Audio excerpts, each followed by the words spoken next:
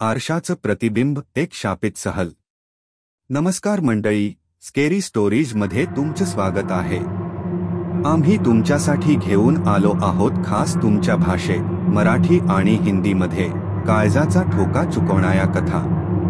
तुमच्या पाठिंब्यानेच आमचा हा छोटासा प्रयत्न मोठा होऊ शकतो। तर तयार आहात आजच्या भयानक अनुभवासाठी? आजची कथा आहे आरशाचं प्रतिबिंब एक शापित सहल। कॉलेजची 4 वर्ष कधी संपली कळच नाही। रोहन, प्रिया, समीर आणि अंजली चौघंही जिवलग मित्र। परीक्षा संपल्या होत्या आणि निकाल लागायच्या आधी मोकळा वेळ भरपूर होता। अशाच एका कंटाळवाण्या दुपारी समीरने पिकनिकचा विषय काढला। अरे यार, खूप बोर होतं ना, कुठेतरी लांब जाऊया का? एकदम ऑफबीट जागा, समीर उत्साहाने म्हणाला। प्रिया, जी नेहमीच नवीन जागा शोधायला तयार असायची, लगेच म्हणाली, माझ्या डोक्यात एक जागा आहे। शहरापासून थोड लांब एक जुना वाडा आहे।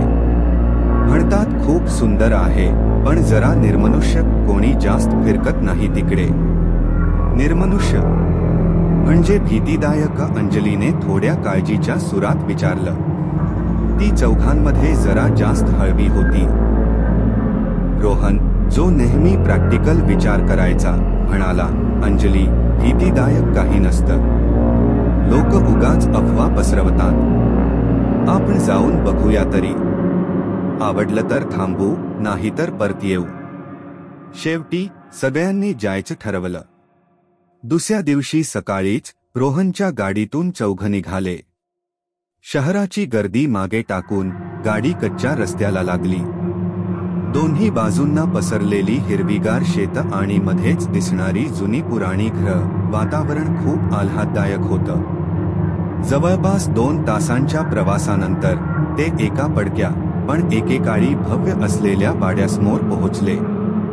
वाड्याला मोठी दगडी भिंत होती आणि मुख्य दरवाजा अर्धा तुटलेला।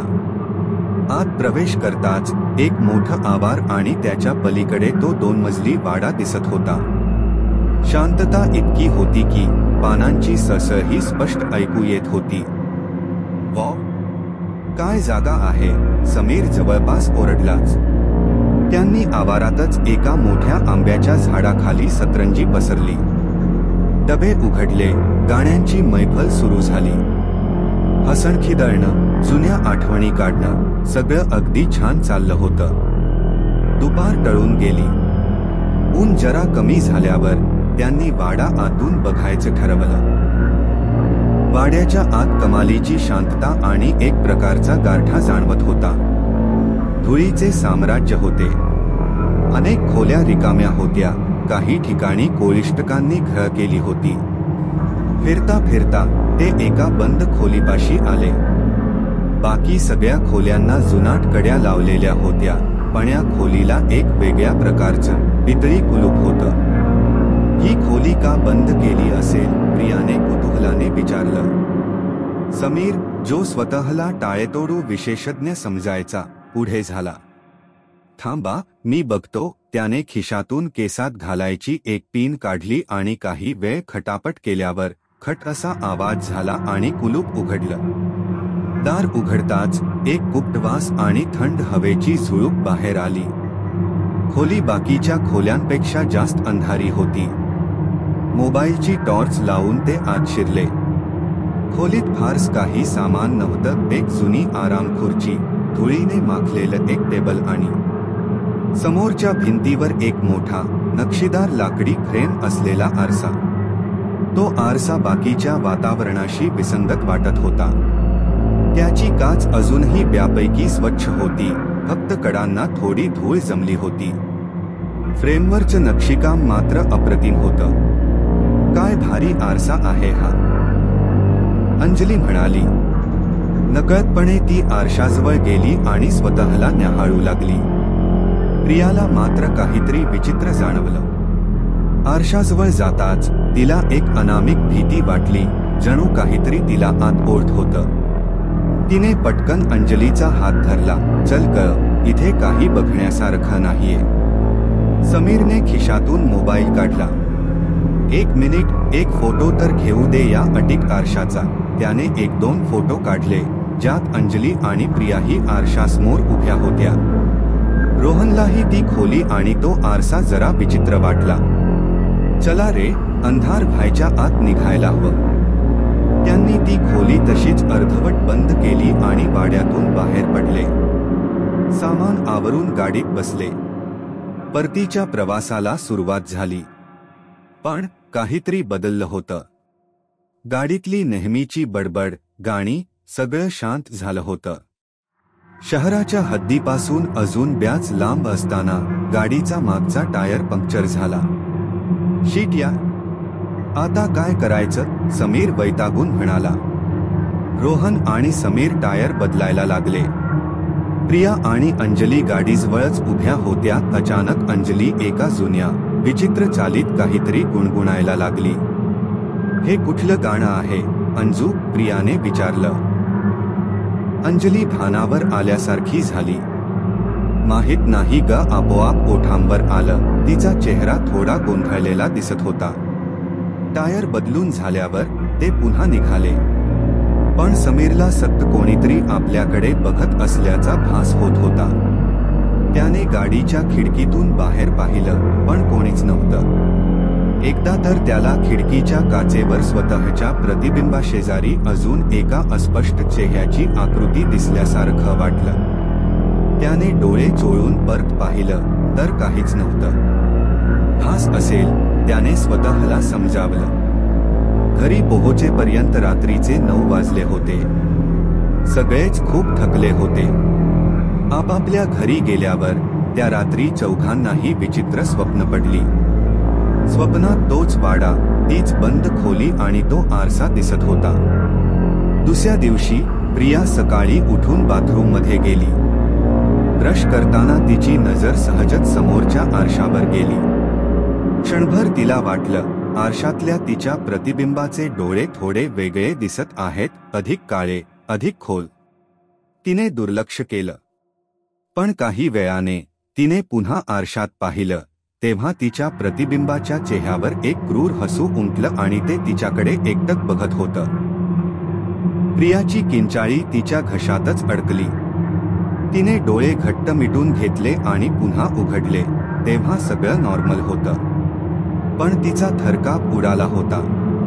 समीरची अवस्था तर अजूनच विचित्र झाली होती. तो सतत कोणत्या ना कोणत्या आरशात बघत राहायचा. त्याला वाटायचं, त्याचं प्रतिबिंब त्याच्याशी काहीतरी बोलण्याचा प्रयत्न करतंय. कधीकधी त्याला त्याच्या प्रतिबिंबाऐवजी दुसराच कोणीतरी आरशात दिसायचा, एक अनोळखी, भयावह चेहरा. तो चेहरा त्याला खुणावत होता, काहीतरी सांगत होता. अंजली शांत झाली होती. तिचे ते विचित्र गाणं गुणगुणणं वाढलं होतं. ती कागदावर वेडीवाकडी चित्र काढू लागली होती, त्या वाड्याची, त्या आरशाची आणि आरशात दिसणाऱ्या काहीतरी भयानक आकृत्यांची. फक्त रोहनला अजून थेट काही अनुभव आला नव्हता, पण मित्रांच्या वागण्यातला बदल आणि त्यांच्या डोळ्यात दिसणारी भीती त्याला अस्वस्थ करत होती. त्याने समीरने काढलेले पिकनिकचे फोटो बघायला घेतले. एका फोटोत, जिथे प्रिया आणि अंजली त्या जुन्या आरशासमोर उभ्या होत्या, तिथे प्रियाच्या प्रतिबिंबाच्या अगदी मागे आरशाच्या काचेवर एक अस्पष्ट, मानवी आकृती दिसत होती. ती आकृती प्रियाची नव्हती, कारण प्रियाचं प्रतिबिंब स्पष्ट दिसत होतं. रोहनच्या काळजात धस झालं. त्याने लगेच प्रियाला फोन केला आणि तिला फोटोबद्दल सांगितलं. प्रियाने आदल्या रात्री बाथरूममध्ये घडलेला प्रसंग सांगितला. मग त्याने समीर आणि अंजलीशीही बोलण्याचा प्रयत्न केला, पण ते दोघेही नीट बोलण्याच्या मनस्थितीत नव्हते. रोहनला कळून चुकलं की त्या वाड्यातून, विशेषतः त्या आरशातून, काहीतरी भयंकर त्यांच्यासोबत आलं आहे. त्याने इंटरनेटवर त्या वाड्याबद्दल माहिती शोधायला सुरुवात केली. बऱ्याच शोधानंतर त्याला एका जुन्या ब्लॉगवर त्या वाड्याशी संबंधित एक दंतकथा सापडली. त्यानुसार कित्येक वर्षांपूर्वी त्या वाड्यात एक अत्यंत सुंदर पण तितकीच गर्विष्ठ स्त्री राहत होती. तिला तिच्या सौंदर्याचा प्रचंड अभिमान होता आणि ती तासनतास तिच्या खास महालातल्या एका मोठ्या आरशासमोर स्वतःला न्याहाळत बसायची. तिचा नवरा, जो एक छोटा जमीनदार होता, तिच्या ह्या विक्षिप्तपणाला कंटाळला होता. एका रात्री काहीतरी कारणावरून त्या दोघांचं कडाक्याचं भांडण झालं आणि रागाच्या भरात त्याने त्याच आरशाने तिच्या डोक्यावर प्रहार केला. ती स्त्री जागीच ठार झाली. पण मरण्यापूर्वी तिने शाप दिला की तिचा आत्मा त्या आरशात बंदिस्त होईल आणि जो कोणी त्या आरशात स्वतःला बघून त्याच्या मोहात पडेल, त्याला ती आपल्या जगात खेचून घेईल आणि स्वतः त्याची जागा घेईल. दंतकथेनुसार तो आरसा अजूनही त्या वाड्यातल्या एका बंद खोलीत होता. रोहनला आता सगळा प्रकार स्पष्ट झाला होता. तो आरसा साधा सुद्धा नव्हता, तो शापित होता. आणि नकळतपणे त्यांनी त्या शापित आत्म्याला डिवचलं होतं. समीर, प्रिया आणि अंजलीवर त्या आत्म्याचा प्रभाव पडायला सुरुवात झाली होती. आपल्याला काहीतरी करावं लागेल, रोहनने विचार केला. त्या आरशाचा नाश केल्याशिवाय हे थांबणार नाही.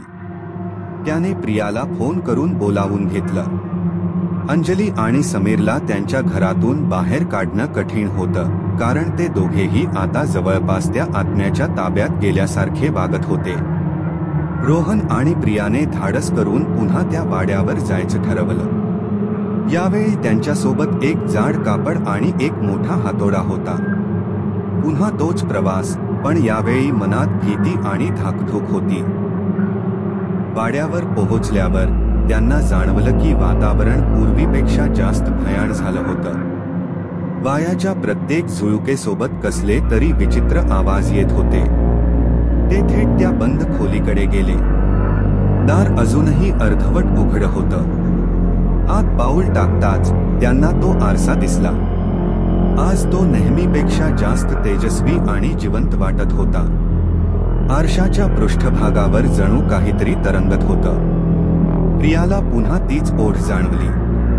तिचे पाय आपोआप आरशाकडे खेचले जाऊ लागले. प्रिया, थांब, रोहन ओरडला. त्याने तिचा हात घट्ट पकडला. तेवढ्यात आरशातून एक थंड स्त्रीचा हसण्याचा आवाज आला. आलात परत. मला माहित होतं तुम्ही या. आरशात प्रिया आणि रोहनच्या प्रतिबिंबांऐवजी त्या शापित स्त्रीचा चेहरा दिसू लागला. तिचे डोळे लाल रंगाचे दिसत होते आणि चेहऱ्यावर एक आसुरी हास्य होतं. तुम्ही माझ्या तावडीतून सुटू शकत नाही. तुमच्यापैकी एकाला तर माझ्यासोबत यावंच लागेल, ती आरशातून गरजली. रोहनने हातोडा उगारला. आम्ही तुला संपवून टाकणार आहोत. मूर्ख, ती किंचाळली. मला संपवणं इतकं सोपं नाही. आरशातून एक जोरदार वावटळ बाहेर आल्यासारखं झालं. खोलीतल्या वस्तू हलू लागल्या. रोहनच्या हातातला हातोडा खाली पडला. प्रिया भीतीने डोळे मिटून रोहनला बिलगली. समीर, अंजली, ते माझे झाले आहे. आता तुझी पाळी आहे, प्रिया. आरशातला आवाज प्रियाला मोह घालू लागला. प्रियाचे डोळे हळूहळू उघडू लागले. तिची नजर आरशावर खेळली. तिचा चेहरा निर्विकार झाला होता. नाही, रोहन ओरडला. त्याने कसेबसे स्वतःला सावरलं. खाली पडलेला हातोडा उचलला आणि डोळे मिटून पूर्ण शक्तीनिशी आरशाच्या दिशेने फेकला. खडखडाट. एका प्रचंड आवाजाने खोली हादरली. रोहनने डोळे उघडले. आरसा फुटून त्याचे तुकडे तुकडे झाले होते. खोलीतली वावटळ थांबली होती. तो थंडगार स्त्रीचा आवाजही शांत झाला होता. प्रिया भानावर आली होती. ती जोरजोरात श्वास घेत होती. त्यांनी क्षणाचाही विलंबन करता तिथून पळ काढला. घरी परतल्यावर त्यांना समीर आणि अंजलीच्या घरून फोन आले. दोघेही अचानकपणे नॉर्मल झाले होते. त्यांना आदल्या दिवशीचं काहीच आठवत नव्हतं, फक्त खूप कल्ल्यासारखं वाटत होतं. त्या घटनेनंतर चौघांनीही पुन्हा कधी त्या वाड्याचं नावही घेतलं नाही. त्यांची मैत्री पूर्वीसारखी राहिली, पण त्यांच्या मनात कुठेतरी एक खोल जखम आणि एक अनामिक भीती कायमची घर करून राहिली होती. विशेषतः आरशासमोर उभं राहताना त्यांना अजूनही कधी कधी वाटायचं की काचेच्या पलीकडून कोणीतरी त्यांच्याकडे बघतंय, कोणीतरी जे अजूनही त्यांची वाट पाहतंय. तर कशी वाटली आजची कथा? आशा आहे तुम्हाला नक्कीच आवडली असेल आणि थोडी भीतीही वाटली असेल. जर तुम्हाला आमचे प्रयत्न आवडत असतील तर कृपया या व्हिडिओला लाईक करा, तुमच्या मित्रमैत्रिणींसोबत शेअर करा आणि आमच्या चॅनलला सबस्क्राईब करायला विसरू नका. तुमच्या प्रतिक्रिया आम्हाला कमेंट बॉक्समध्ये नक्की कळवा. लवकरच भेटू एका नवीन रहस्यमय कथेसोबत. तोपर्यंत काळजी घ्या.